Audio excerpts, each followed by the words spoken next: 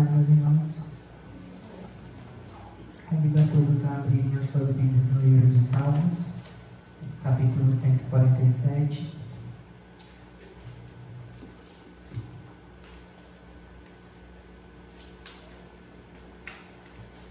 Salmos, capítulo 147. Vamos fazer a leitura do versículo 1 a seguir.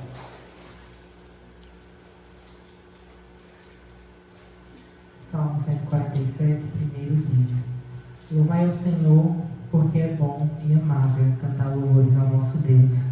O cântico de louvor é apropriado e digno de honra. O Senhor edifica Jerusalém e congrega os dispersos de Israel. Sara aos que têm coração quebrantado e lhes cura suas feridas. Conta o número das estrelas, as nomeias uma por uma.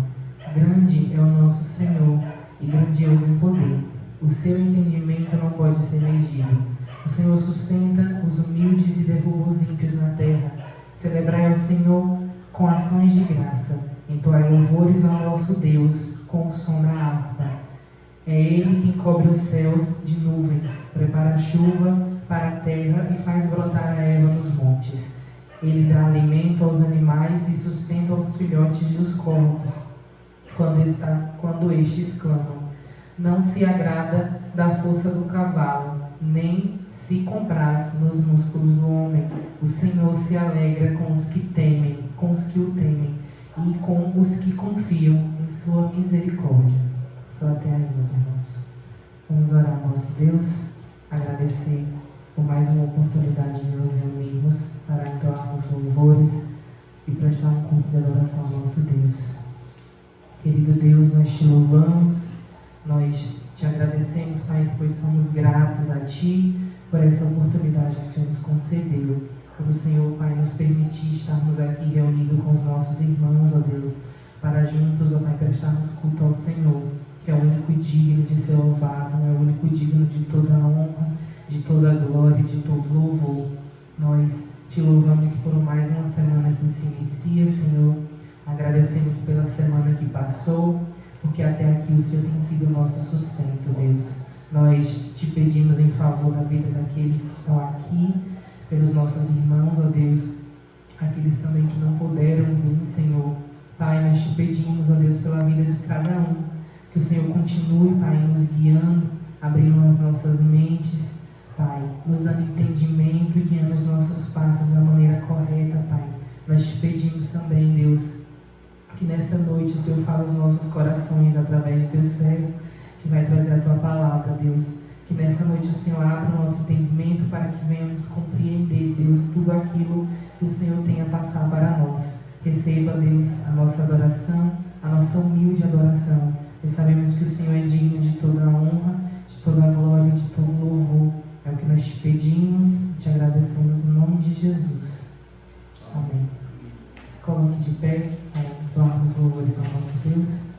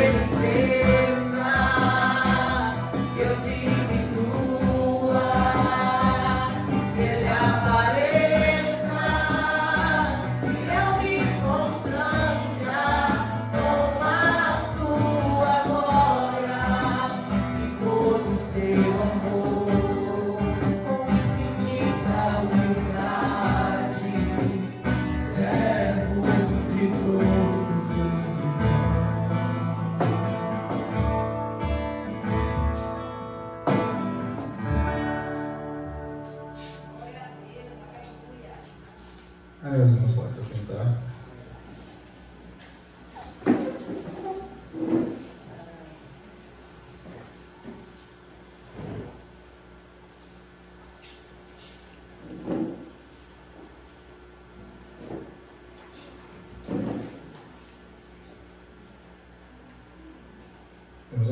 Este é o momento em que nós cultuamos a Deus com nossos recursos, para aqueles irmãos que tenham esse desejo, tenham esse interesse, venham preparados, terão essa oportunidade de fazer isso enquanto nós cantamos esse último cântico. Ao final desse cântico, eu vou orar, agradecendo a Deus por esses recursos e também orando e intercedendo em favor da pregação.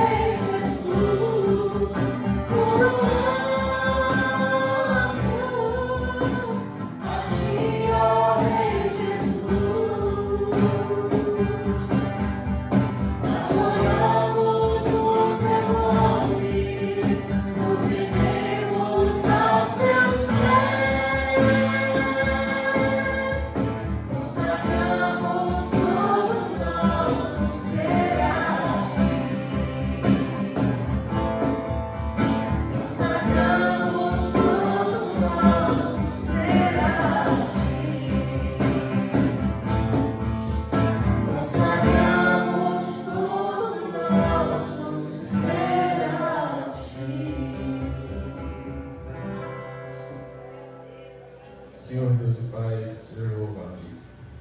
Nós agradecemos a Ti pelo pão de cada dia que o Senhor coloca em nossas mesas. Agradecemos ao Senhor que nos dá o emprego, o meio de sustento, e nos dá também o privilégio de poder contribuir com os nossos recursos na Tua obra aqui nessa localidade. Nós entregamos ao Senhor estes dízimos e ofertas em forma de culto, de gratidão, porque o Senhor é, pelo que o Senhor fez por nós através da obra de Jesus. Nós oramos ao Senhor também em favor daqueles irmãos que passam por necessidade, gostariam de ter esse mesmo privilégio, mas não tem, que o Senhor os socorra, que o Senhor conceda a sabedoria para que os administradores desses recursos venham fazer bom uso deles. aquiete os nossos corações, abra os nossos ouvidos a receber a mensagem da Tua Palavra, que o Senhor fale aos nossos corações de forma que venhamos a abraçar a mensagem do Senhor, e que esse conhecimento do Senhor venha a ser aplicado aos nossos corações, nos causando transformação, nos tornando cada vez mais parecidos com o Teu Filho Jesus. Esse é o nosso desejo e a oração que fazemos ao Senhor, no nome santo de Jesus. Amém.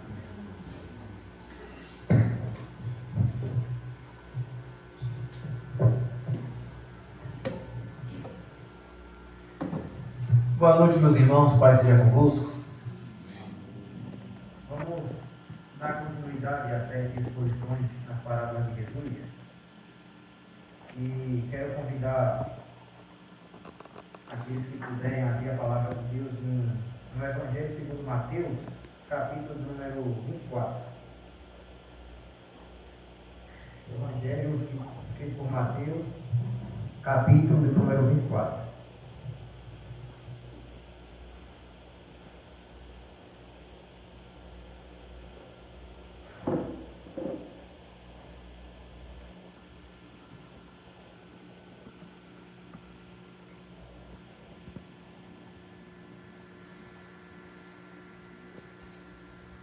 Vamos ler a partir do versículo 37, do 37 até o 44.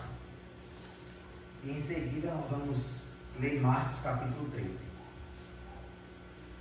Quando o Filho do Homem voltar, será como no tempo de Noé, nos dias antes do dilúvio. O povo seguia a sua rotina de banquetes, festas e casamentos até o dia em que Noé entrou na arca. Não perceberam o que estava para acontecer até que veio o dilúvio e levou todos. Assim será na vinda do Filho do Homem. 2 homens estarão trabalhando juntos no campo. Um será levado e o outro deixado. 2 mulheres estarão moendo cereal no moinho. Uma será levada e outra deixada. Portanto, vigiem, pois não sabem em que ocasião o Senhor virá. Entendam isso. Se o dono da casa soubesse exatamente a que horas viria o ladrão, ficaria atento e não permitiria que a casa fosse arrombada. Estejam também sempre preparados, pois o Filho do Homem virá quando menos esperam. Marcos capítulo 13, é bem do lado, versículo 33 ao 37. Marcos capítulo 13.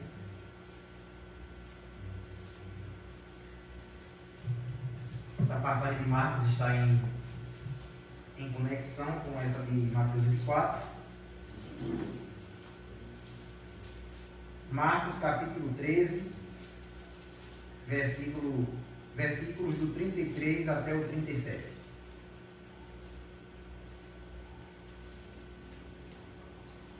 E uma vez que vocês não sabem quando virá esse tempo, vigiem, fiquem atentos.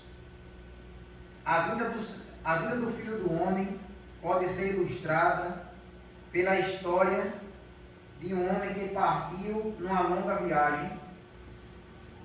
Quando saiu de casa, deu instruções a cada um de seus servos sobre o que fazer e disse ao porteiro que vigiasse à espera de sua volta.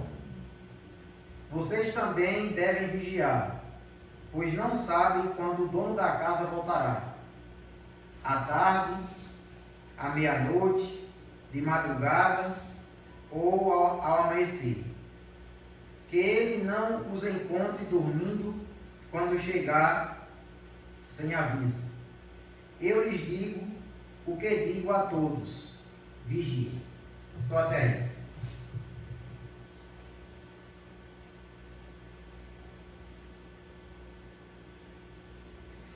Meus irmãos, nessa parábola, Jesus ele usa 3 figuras. Os dias de Noé, o ladrão e o porteiro, que são um conjunto de pequenas parábolas que enfatizam o mesmo assunto: a segunda vinda de nosso Senhor e Salvador Jesus Cristo. Nesse ensino, ele exige que seu povo viva em vigilância, santidade, ou seja, separação das coisas desse mundo, e fidelidade.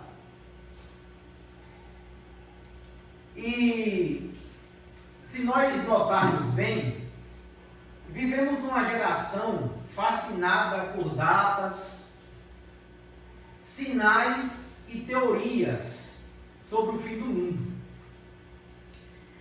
Entretanto, Jesus nunca nos mandou descobrir quando ele iria retornar.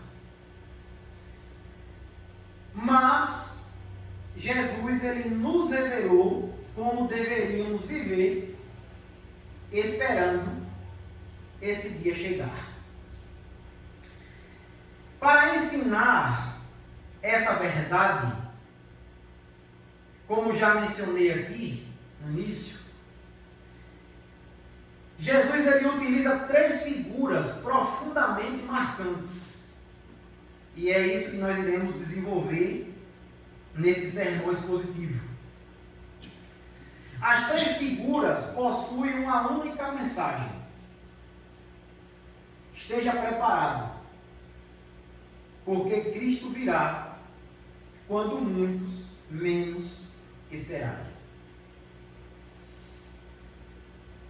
Os versículos 37 ao 39 de Mateus 24, Jesus fala dos dias de Noé e de uma geração distraída. Vamos ler o texto. Quando o Filho do Homem voltar, será como no tempo de Noé. Nos dias antes do dilúvio, o povo seguia sua rotina de banquetes, festas e casamentos, até o dia em que Noé entrou na arca. Verso 39. Não perceberam. Essa expressão aí, não perceberam, revela a distração que aquele povo vivia. Não perceberam o que estava para acontecer, até que veio o dilúvio e levou a todos. Assim será a vinda do Filho do Homem. Nesses versículos, irmãos, Jesus ele não está condenando o comer, o beber, o casar. Ele não está condenando essas coisas. Porque o problema da humanidade daquela época, noética, não eram essas atividades. Como essas atividades também não é necessariamente o problema dessa geração. O problema, irmãos, era que aquele povo vivia como se Deus nunca fosse julgar o mundo. Durante aproximadamente 120 anos, Noé ele pregou a justiça de Deus.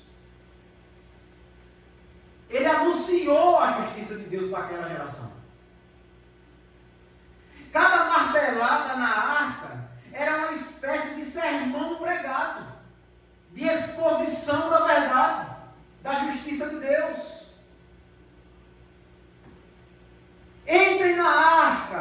Deus irá julgar o mundo. Cada martelada anunciava essa expressão. Cada tábua colocada anunciava a vinda da justiça de Deus através do dilúvio. Qual sentido teria em fazer uma arca? Então, cada tábua colocada que ia construindo aquele barco gigantesco era um anúncio para aquela geração que Deus ia destruir com o dilúvio. Mas ninguém, irmãos, acreditou. Eles não deram ouvidos.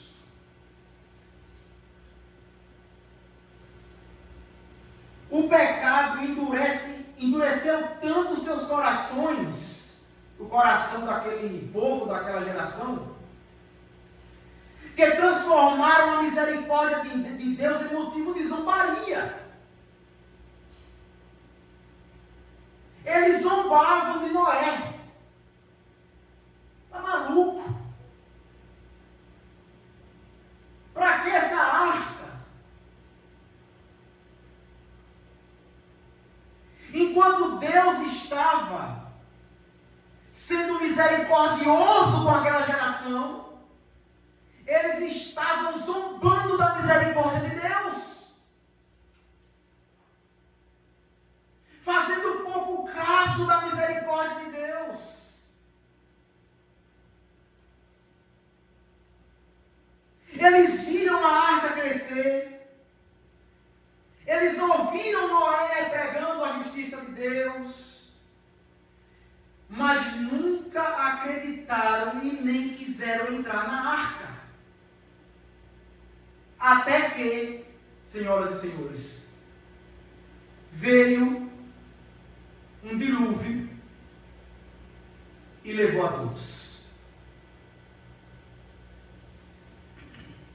O juízo de Deus sempre parece improvável até a sua chegada. Deus julgará essa geração com rigor e justiça. Deus julgará essa geração rebelde, desobediente, obstinada, com rigor e justiça.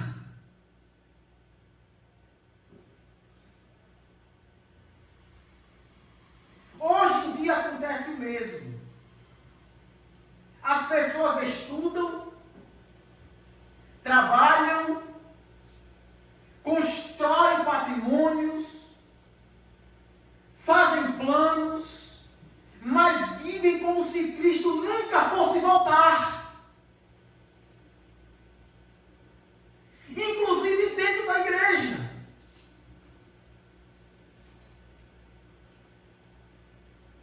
Crentes distraídos.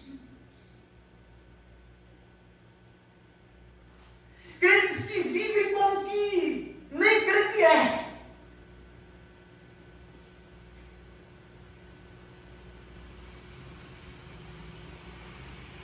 O maior perigo da igreja, irmão, não é a perseguição. Nunca foi. Inclusive, muito pelo contrário. A perseguição sempre beneficia a pregação do Evangelho. Isso começou na diáspora, 70 anos depois de Cristo, diáspora dispersão. O general Tito invade Jerusalém para destruir o templo, destruir a cidade, e essa perseguição fez com que muitos cristãos se espalhassem por outras nações e pregassem o Evangelho. Então a diáspora, a perseguição contribuiu para a propagação do Evangelho. O problema da igreja nunca foi a perseguição. Nunca. A perseguição nunca parou e nunca parará a igreja de Jesus. O avanço do Evangelho.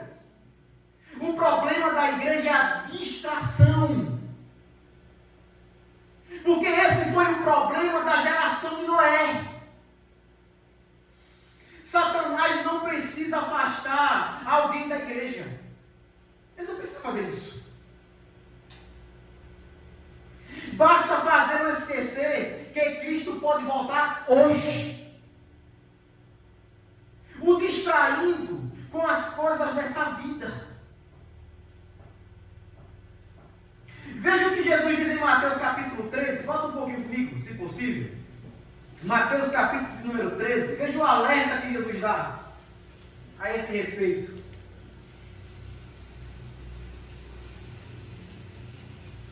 Mateus capítulo 13, versículo 22, diz assim: as que caíram, aqui é a parábola do semeador, as que caíram entre os espinhos, representam outros que ouvem a mensagem, mas logo ela é sufocada, por quê? Pelas preocupações dessa vida e pela sedução da riqueza, de modo que não produzem fruto. Glória a Deus. Em outra passagem, Lucas 21, Jesus também vai nos dar um alerta, se os irmãos quiserem abrir comigo, senão eu leio aqui. Lucas capítulo 21, os versículos do 34 até o 36, veja o que Jesus diz. Veja o alerta de Jesus a respeito da distração, do crente andar, viver distraído, viver como que Jesus nunca fosse voltar, né? Viver apegado com as coisas desse mundo passageiro. Veja o que Jesus diz. Lucas capítulo 21, versículo 34 a seguir. Tenham cuidado, não deixem seu coração se entorpecer com farras e bebedeiras, nem com as preocupações dessa vida. Não deixem que esse dia os pegue desprevenidos, como uma armadilha, pois esse dia virá sobre todos que vivem na terra. Verso 36. Estejam sempre atentos e orem para serem considerados dignos de escapar dos horrores que sucederão e de estar em pé na presença do Filho do Homem. Glória a Jesus. Aleluia. Glória a Deus.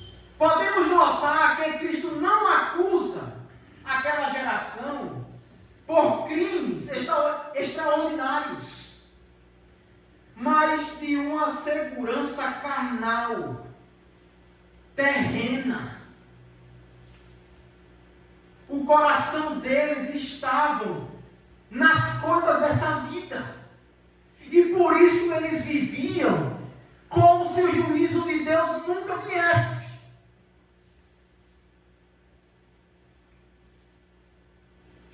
O apóstolo Paulo, senhoras e senhores, ele diz que se nós esperarmos em Cristo apenas para essa vida, somos os mais miseráveis dos homens.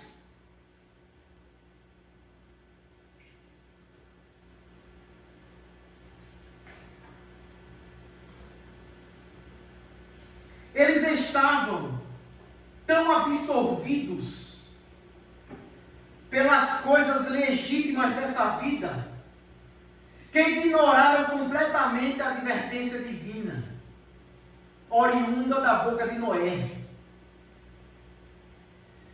Homens perecem, irmãos. Os homens perecem não apenas por seus vícios escandalosos, mas também porque, embriagados pelas preocupações dessa vida, desprezam o juízo de Deus.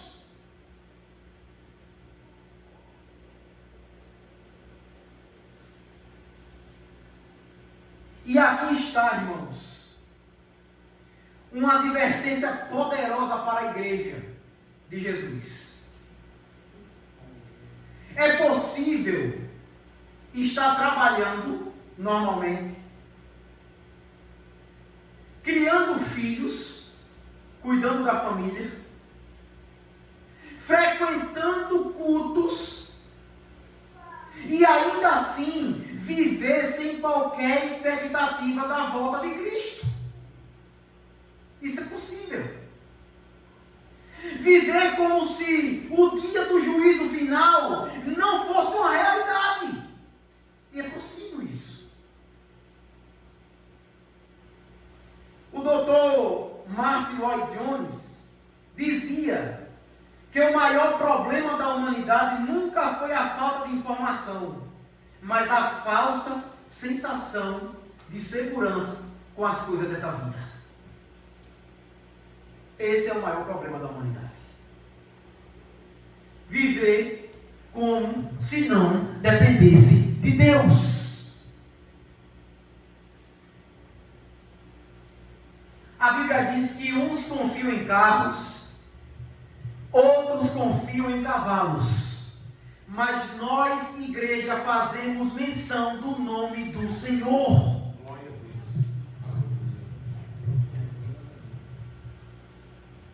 Vigie. Jesus, ele vai voltar. Os versículos 40 e 41 de Mateus 24, Jesus, ele fala da sua volta repentina. Vejamos o que esses dois versículos dizem.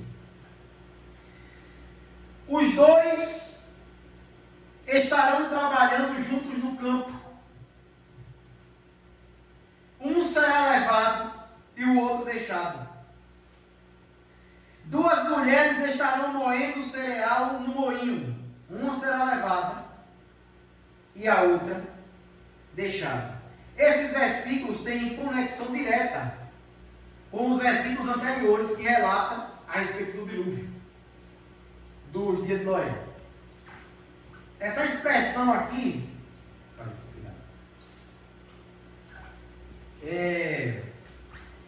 essa expressão, os que são levados em julgamento. Glória a Deus. E os que são deixados permanecem como o povo de Deus. Assim como o dilúvio levou os ímpios, a vinda de Cristo trará juízo repentino sobre os incrédulos. Glória a Deus. O objetivo principal de Jesus é enfatizar, nesses dois versículos aqui, 40 e 41, que sua volta será repentina. Ninguém sabe o dia, a hora, o momento, vai ser repentina. Haverá separação entre pessoas que hoje convivem lado a lado. Famílias serão separadas. O marido crente vai, a esposa ímpia vai ficar para juízo, e vice-versa. Filhos crentes vão perder os seus pais ímpios, e vice-versa. Na igreja, pessoas que a gente deu a paz do Senhor, vai separar o joio e o trigo. Isso é uma verdade dura, mas é uma verdade.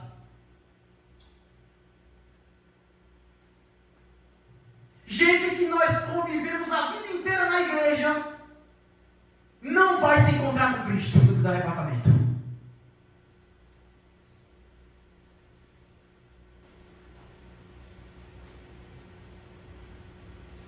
E a sociedade também. Vai haver uma separação entre os crentes e os ímpios, que convivem juntos em trabalho, etc.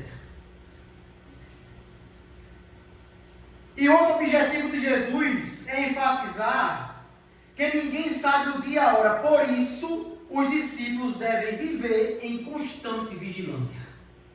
A igreja deve viver vigiando e aguardando esse dia chegar todos os dias.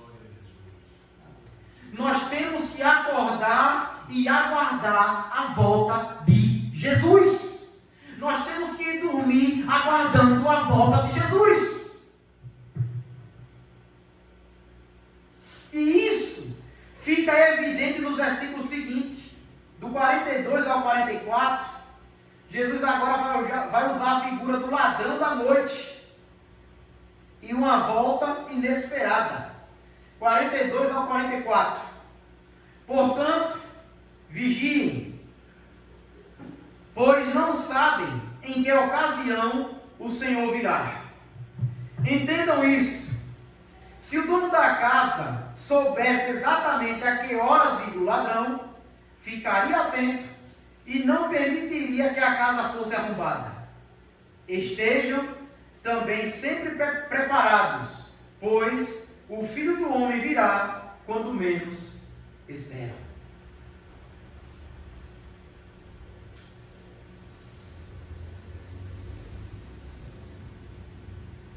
O ladrão, ele não envia aviso. Por isso que Jesus comparou a sua vinda como a ida de um ladrão para roubar uma casa. Porque o ladrão, quando ele vai roubar, ele não avisa. Então por isso que Jesus usou essa figura, para dizer que ele não vai avisar o dia que ele vai vir. O ladrão, ele não marca horário. Jesus usa essa figura para dizer que ele não vai marcar o horário, ele não vai revelar o horário que ele vai vir. E também a força do ladrão está justamente no inesperado. O ladrão precisa da surpresa para atingir o seu objetivo.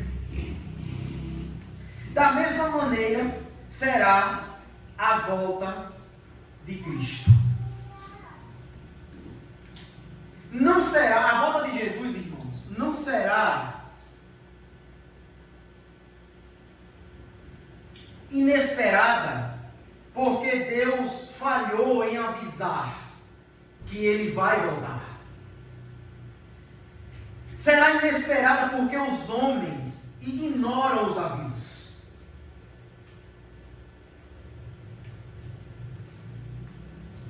A igreja está aguardando. A igreja deve viver aguardando a volta de Jesus. Então, para a igreja, não será uma surpresa desesperadora. Para a igreja será um dia de glória.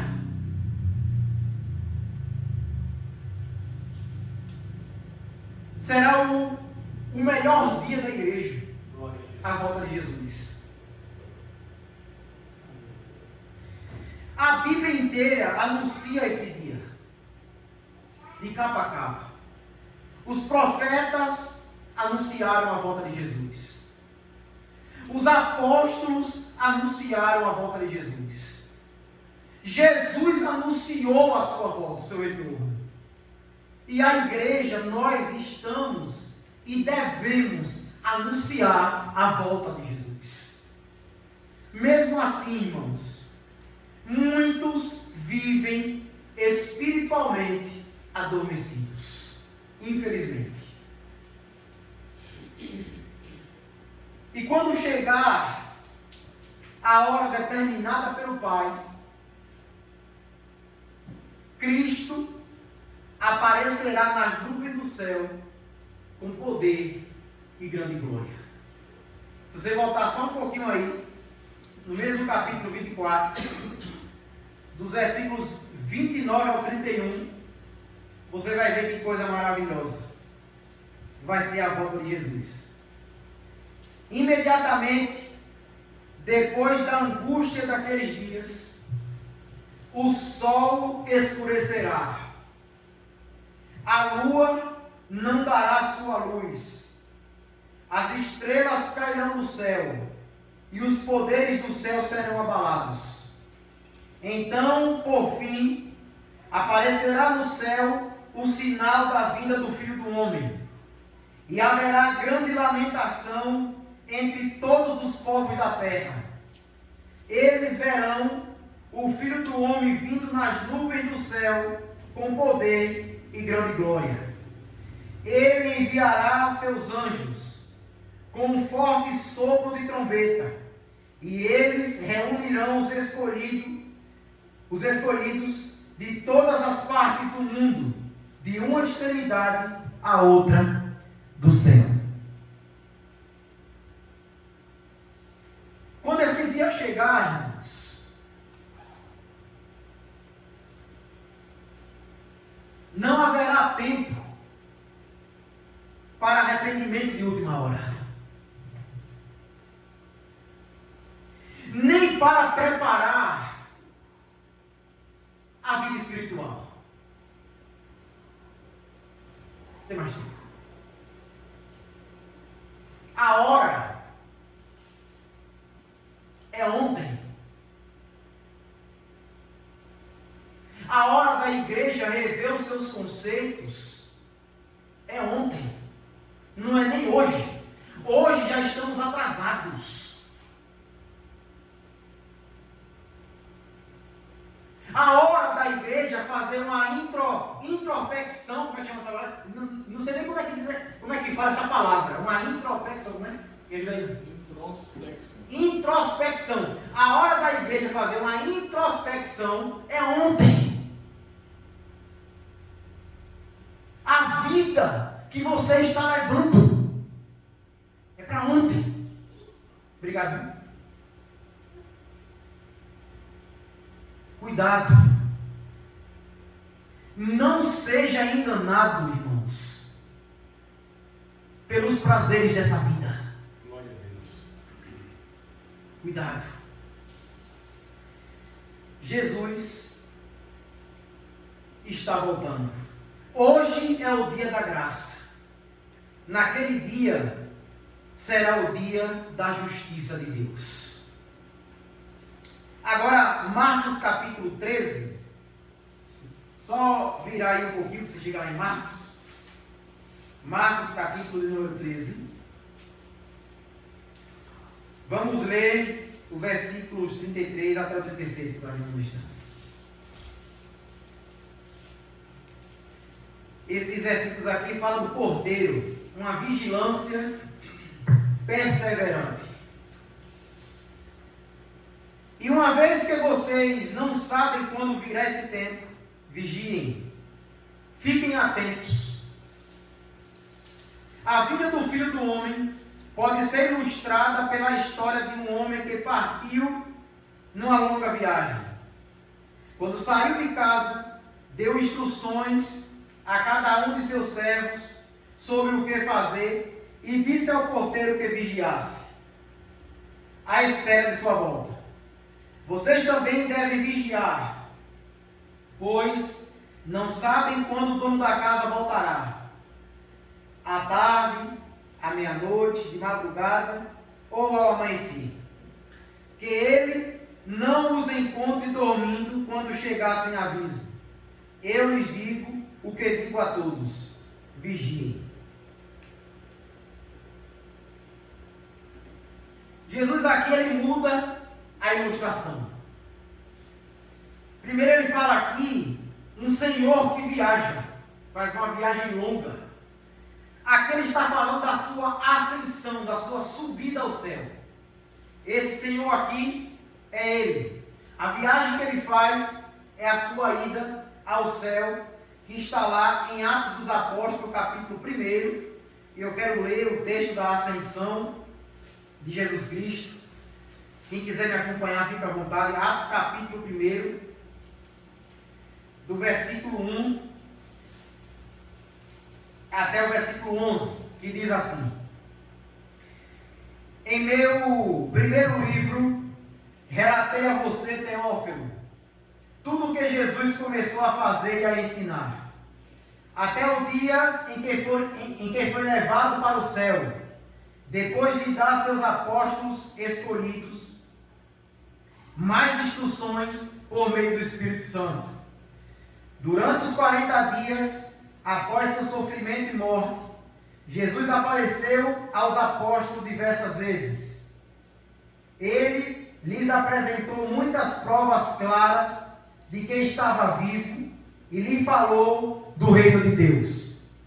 Certa ocasião, enquanto comia com eles, deu-lhes a seguinte ordem: não saiam de Jerusalém até o Pai enviar a promessa, conforme eu lhes disse antes. João batizou com água, mas dentro de poucos dias vocês serão batizados com o Espírito Santo. Então, os que estavam com Jesus lhe perguntaram: Senhor, será esse o momento em que restaurará o reino de Israel, ou seja, será esse momento que o Senhor vai nos livrar do jugo de Roma? Ele respondeu: o Pai já determinou o tempo e a ocasião para que isso aconteça, e não cabe a vocês saber. Vocês receberão poder quando o Espírito Santo descer sobre vocês, e serão minhas testemunhas em toda parte, em Jerusalém, em toda a Judéia, em Samaria e nos lugares mais distantes da terra. Depois de ter dito isso, olha a ascensão chegando. Depois de ter dito isso, foi elevado numa nuvem, e os discípulos não conseguiam mais vê-lo. Continuaram a olhar atentamente para o céu, até que 2 homens vestidos de branco apareceram de repente no meio deles e disseram: homens da Galileia, por que estão aí parados olhando para o céu? Esse Jesus que foi levado no meio de vocês ao céu voltará do mesmo modo como vocês viram subir. Glória a Jesus. Glória a Deus. Então esse Senhor que fez essa viagem longa nessa parábola é exatamente a ascensão de Cristo. É Jesus subindo ao céu, como está em Atos capítulo 1. Outra expressão que tem nessa parábola de Marcos é sobre a responsabilidade que esse Senhor deixou com seus servos. Esses servos aqui é a igreja militante. Somos nós. Ele nos deu responsabilidades. Ele nos deu a sua lei para cumprirmos. E outra expressão também que ele fala nessa parábola aqui é o porteiro que é encarregado de permanecer acordado, permanecer vigiando. Esse porteiro aqui, ele representa os líderes das igrejas e a consciência vigilante de cada crente. É isso que ele representa. O trabalho do porteiro não era descobrir quando o Senhor voltaria, era permanecer acordado até ele chegar. Esse é o papel da igreja. Essa é a missão da igreja. Não calcular datas, mas permanecer fiel, custe o que custar. A igreja deve permanecer fiel ao seu Senhor. O porteiro fiel vence o sono, mesmo durante a madrugada, mesmo quando ninguém mais vigia. Esse é o papel, essa é a missão dos líderes da igreja. Você que é homem, você que lidera o seu lar espiritualmente, o seu papel é vigiar, mesmo quando todos à sua volta dentro de casa não estejam vigiando. A sua responsabilidade é essa. Cristo parece tardar, irmãos, mas chegará exatamente no tempo determinado pelo Pai. Vigie, Jesus vai voltar.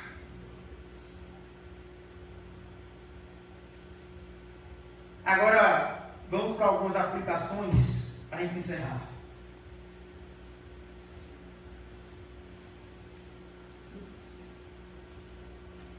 Primeiro,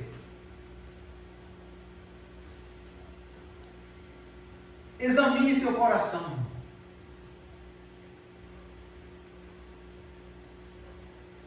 Você está apenas frequentando a igreja ou realmente esperando por Jesus? Isso é com você e Deus.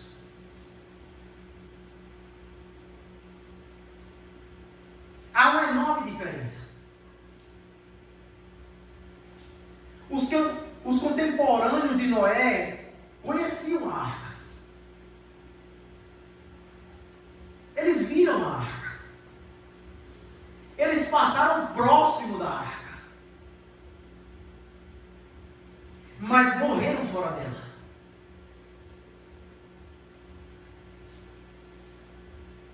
Muitos conhecem o Evangelho. Crescem em lares cristãos, frequentam a igreja, mas nunca correram para Cristo de todo o seu coração. Nunca. Então examine seu coração. Reveja seus conceitos de cristão. Faça uma introspectiva, agora acertei, sobre sua espiritualidade.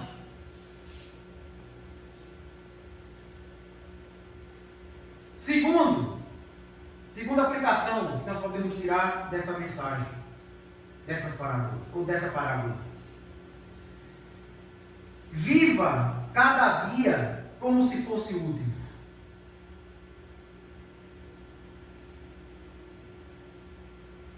Não se preocupe com amanhã.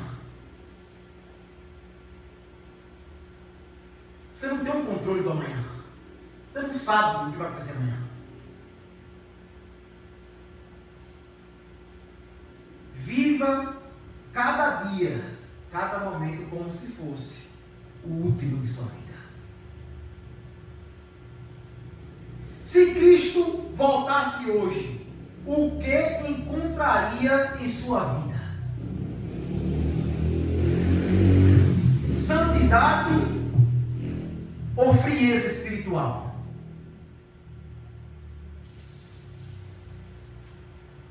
Perdão ou mágoa?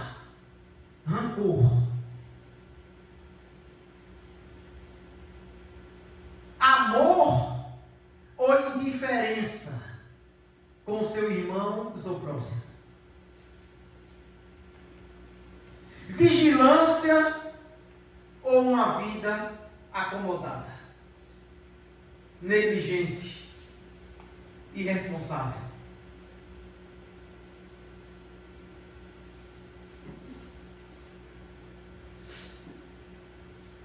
Terceira aplicação. Trabalhe enquanto é dia. O porteiro não dorme. O servo não abandona sua missão. A igreja não pode cruzar os braços. Ainda, irmãos, escute isso aqui. Ainda há pecadores para evangelizar. Ainda há famílias para restaurar. Ainda há discípulos para serem formados. Enquanto esperamos a segunda vinda de Jesus, devemos viver servindo em sua seara.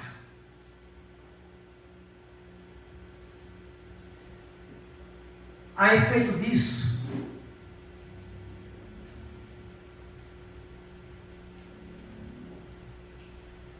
como os irmãos sabem, eu recebi algumas visitas ontem, fui embora hoje de tarde, umas 3 horas, e uma dessas visitas é uma senhora, daquelas crentes fervorosas, com 90 anos de idade, na cadeira de roda, já parece que com princípio de Alzheimer. E eu sentei para conversar com ela. E aí eu fiz uma brincadeira. Eu disse: irmã fulana jubilou da sua missão, não foi, minha irmã? Ela disse: não. Não jubilei. Na cadeira de roda. Eu falei: eu estou querendo jubilar já. Ela disse, brincando, né, que a gente tem essa abertura. Ela disse: tão vergonha. Tão vergonha que você ainda não fez nada para Jesus.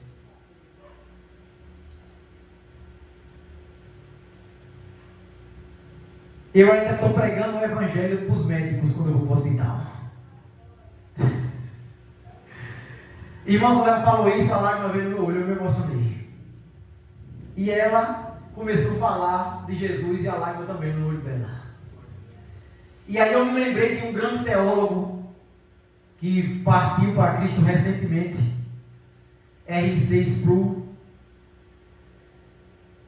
Estava de frente para o hospital, em uma cadeira de roda, velhinho, com uma mangueira aqui, que usam não sei para quê, enfim, aqui no nariz, passa uma mangueira aqui, não sei para que aquilo. E ele lá na calçada do hospital, pregando o evangelho para quem entrava e para quem saía, antes de partir para Cristo.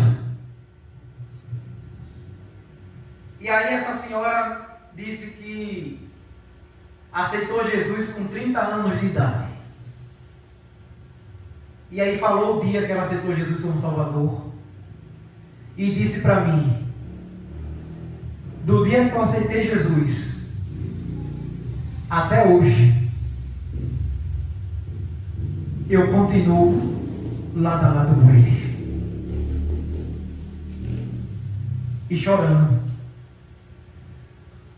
E disse: só estou esperando o meu Senhor vir me buscar. Aleluia, irmãos. A missão da igreja, irmãos, não acabou. Não acabou.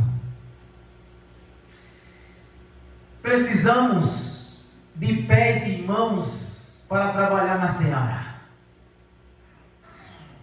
Mas também precisamos de joelhos no chão para interceder pelo reino do Senhor. E para concluir, imaginem a cena. Noé entra na arca com sua família, que representa a igreja. A porta permanece aberta por um tempo. Mas chegou um momento em que o próprio Deus fechou a porta. Depois disso, não houve segunda oportunidade. Hoje a porta da graça permanece aberta. O convite do Evangelho ainda ecoa: vinde a mim, todos que estáis cansados e sobrecarregados, e eu vos aliviarei. Mas um dia essa porta será fechada, irmãos. Naquele dia não importará quem conhecia a Bíblia, nem quem dizia ser cristão. Importará apenas quem estava verdadeiramente com Cristo. Porque quando o Senhor chegar, uns estarão preparados, em constante vigilância, aguardando todos os dias a volta do seu Senhor. Mas outros serão surpreendidos. E desesperados vão chegar e vão dizer: Senhor, em teu nome não profetizei? Em teu nome não frequentei todos os cultos?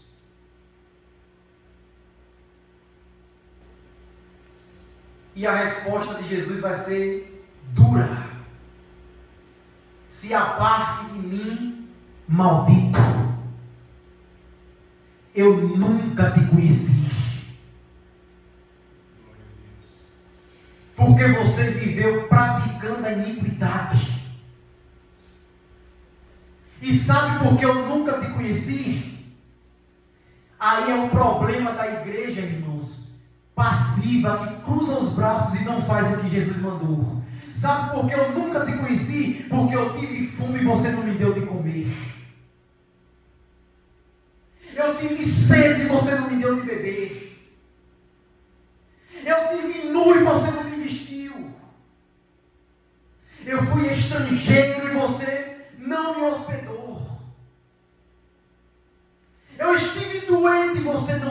visitar. Aí então, aquelas pessoas vão perguntar: mas quando a gente não fez isso pelo Senhor?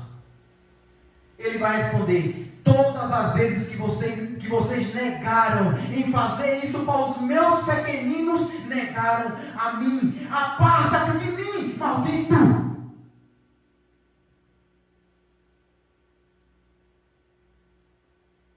Esse dia vai chegar. E a pergunta que permanece é: se Cristo voltasse nessa noite, ainda hoje, Ele encontraria você dormindo espiritualmente ou vigiando? Portanto, vigiai, porque não sabeis em que dia vem o Senhor. Mateus capítulo 24, versículo 42. Que Deus te abençoe. Vamos ficar de pé para orar.